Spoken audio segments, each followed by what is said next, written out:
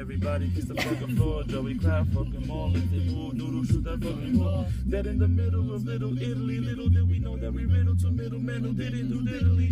Hey everybody, how's it going? Happy New Year.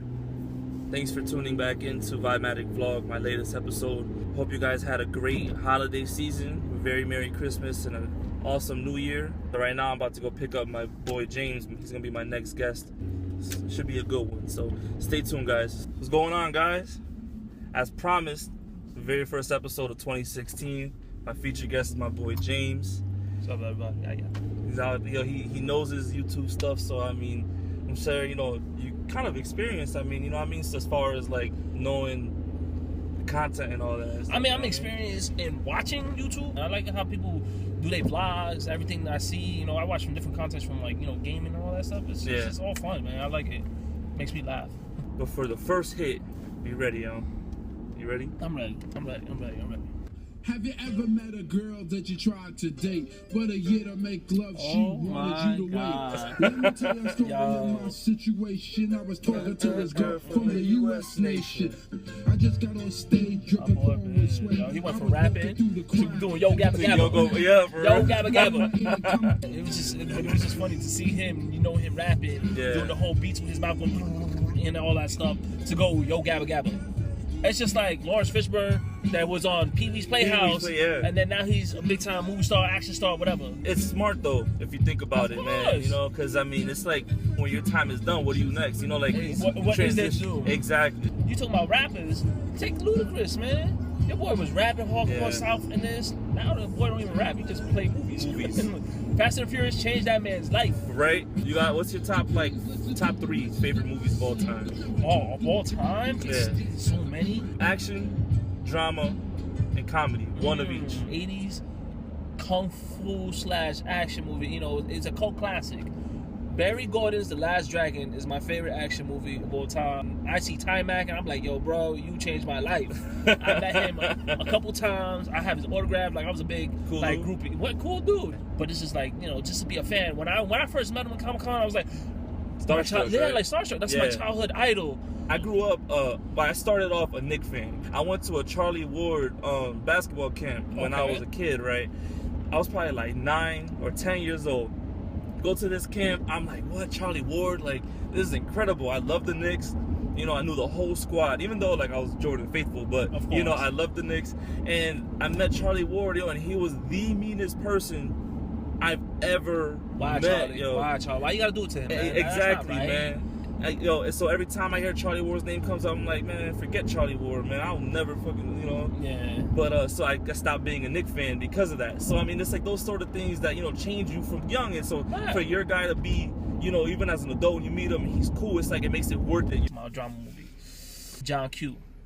No, that's a powerful movie, man. That's a strong movie. If you're a parent, you really appreciate that movie, especially because you would do exactly what he did with no questions.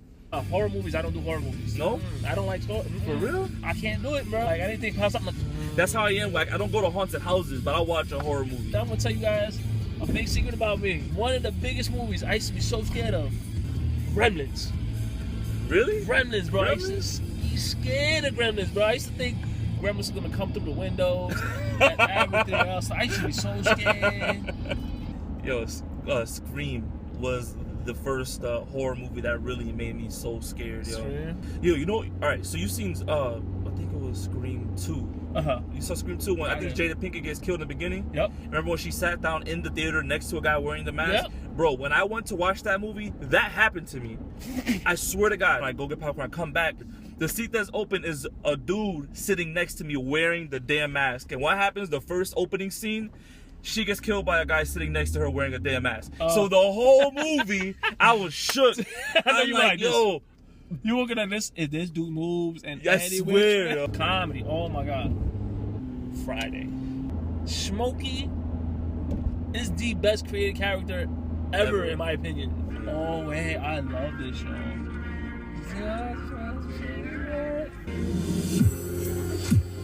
Pumped Up Kicks, guys. I was crazy when I looked at the lyrics of this song one time. This song is crazy. It's crazy. That's exactly why I brought it up, yo. It's crazy. Wild, like, yo. if you really listen, it's hard to catch the lyrics to this. He is talking about some crazy, blah, blah, blah, blah. You know, you better run, you know. For real.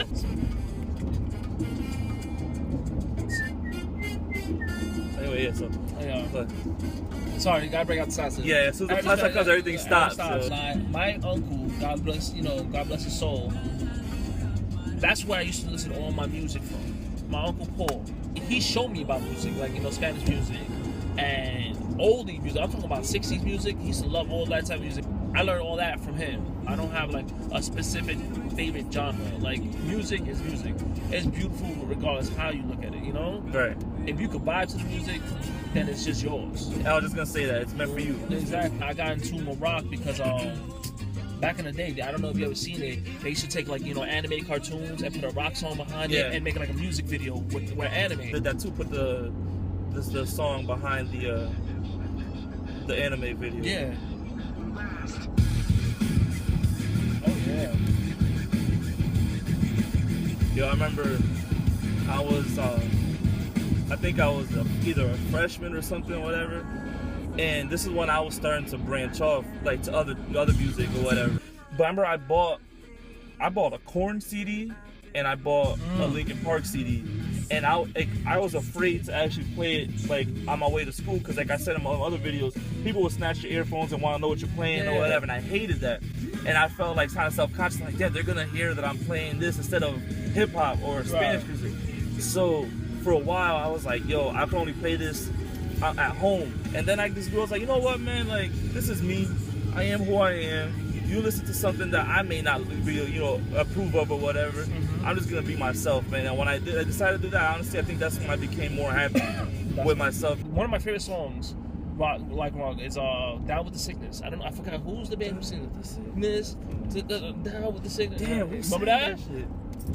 Listen, guys, if you know, comment below, because I do not know. I forgot who sings that. But and I don't want to cheat and Google it. I want you guys to help us out. Help us, man. When I go play football, I had actually a classical song. Oh yeah, which one? It's called the 300 Violin Orchestra. 300 Violin Orchestra. I gotta check that out. I don't think I've ever heard it. That song right there is just nothing but violins, and it's and like it goes up, down, beats, and it's like, oh, okay, I could vibe to this. I used to play violin. I played for like 3 years. Sure, more power to you. I can never play an instrument in my life. Well, I'm gonna interrupt. Yo, there's really a street called Poverty Road. That's sad. That's. I don't know how I feel about that. That's sad. I'm sorry. Anyway, sorry, man. That really threw me off. No. Poverty Road. But that's the thing. You have like stuff like that throws you off. Like, I mentor kids. I haven't been there in a minute because, you know, like my intern and stuff or whatever. So I've been away for a while.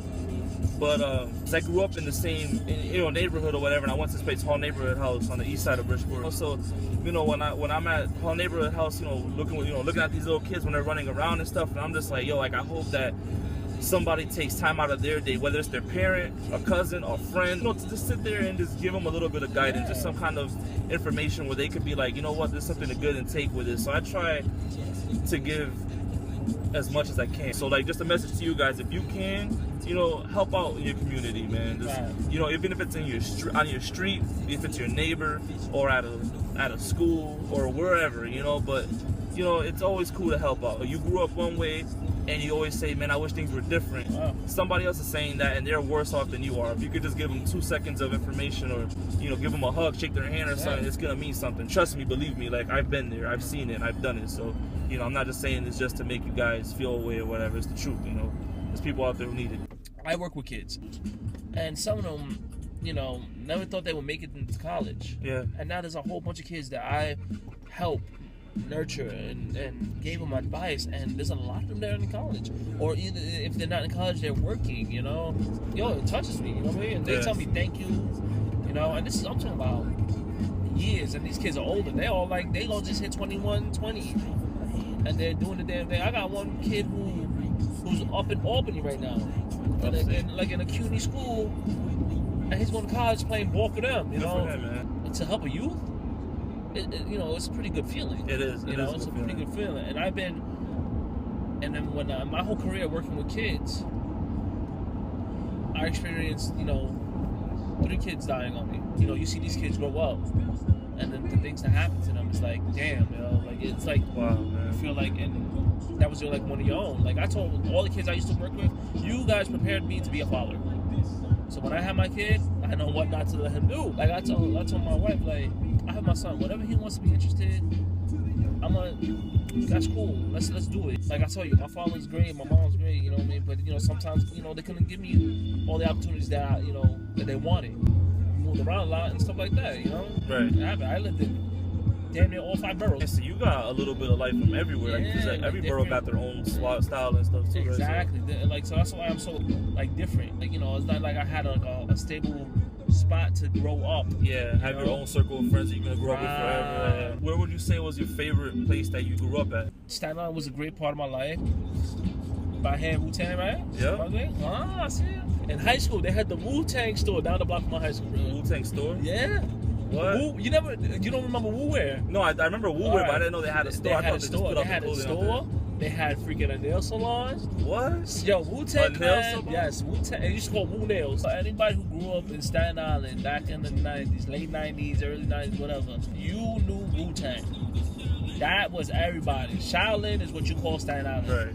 I remember being, like, you know, when I was like in elementary school and all that. Right. Like, I always had good grades, man. But I was always put in the classroom where the bad kids were, like, not bad, like, you know, like grade-wise, but I mean like the ones who like to fight and all this crazy stuff. Oh, God, so I'd be like, damn, man. But at the same time, I'm thankful for it because it taught me how to be who I am too. You know what I mean? Because like I said in the video, I used to get bullied. So like then I learned how to dodge it, how to, you know, go around it, then become cool with these people. So I mean, it helped. But I was curious. Like very curious, you know, like I would, you know, be around when some things would go down, and luckily, you know, God protected me every time because I was able to just dodge things, you know. Staten Island was a big eye opener for me because I almost got shot in Staten Island. It was one time I was walking this girl home from this group home. I was walking up, these guys were like on my block, whatever, they didn't like it, and I got jumped on the corner of my block.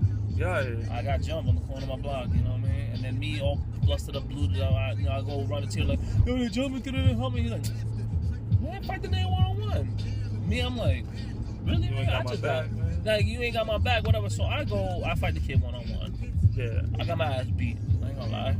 I get my ass whipped, you know, all said and done. And his new friend pulled out a pistol and started shooting. From then, that's when I moved away from Staten Island. Like my father's like, you coming over here to Yonkers? Yeah. And that's it. I don't want you in that situation. My grandmother pretty much raised us like, right. You know, we lived at home with my parents, but you know, every morning we'll go to the east side of Bridgeport, and that's where I went to school, right across the street from my grandmother's house. And you know, it was a gated community, I guess you could say, or whatever. You know, like, you know, 24 families, it's 24 apartments. You know, whatever. Everybody there is legit like family. If you're not family, you're gonna grow with them. You're gonna become family one way or another. You know, so you know that was the shelter, but it's not that. It's the people that would come through to get to the park to play ball. You know, and then when you go to play ball, you know, you're outside the element. Those people that you grew up with aren't gonna watch you. It was when I would leave to go, you know, play ball, or you know, when I'm at school, you know, or to the corner store like 3 blocks over, like, you know, not that you will see crazy shit, but you will see stuff that you really wouldn't be open to or whatever. Oh, that's my boy right there. Make it home, take control. Song Big Pun, by the way. Everybody kiss the fucking floor. Joey cry, fucking mom, if they move, noodle, shoot that fucking ball. Dead in the middle of Little Italy. Little did we know that we riddle to middlemen who didn't do diddly. I support Pun in everything he does, everything he loves. A brother from another mother, sent from the above. A thug nigga just like me, one of the best might be. Even better, leaving niggas sitting on their right knee. Spike Lee couldn't paint a better picture. Your small change, I'm blowing out your brains, getting richer, hit you with the Mac. Alright guys, so we didn't realize that the video had cut out while we were in mid-conversation. I want to thank my boy James for being an incredible guest. Thank you. I appreciate it. I brought it the new year. Anybody got a comment, leave it in the comment section below. We sat here throughout this whole thing and just vibed. Conversation. You know, if you want to join the conversation, leave the comment below. You know, slap that subscribe button for my boy. You know, thumbs up or thumbs down. You know what I mean? Just let me know. He needs to know if you guys love him. No, how can you not love this face? Look at that face, man. But thank you for having me, man. I appreciate it. You're so very much, welcome, man. You already know. I want to wish you guys a very prosperous, healthy, fruitful 2016. I wish everybody goes out there and fulfills all their endeavors and gets to where they want to be and does the most positive things as possible. Like, I never thought that I would be vlogging, because I'm shy. As outgoing as I am and talkative, I'm very shy, and this is just me breaking out of my shell and being something different, doing something new. I hope that you guys get to enjoy the videos, continue to subscribe and share your input, like my man said. Comment down below. Thanks, guys. I really appreciate everything, you guys, the support, and check you guys out next Sunday. All right, Deuces. I'll see y'all later. Hey. Bam.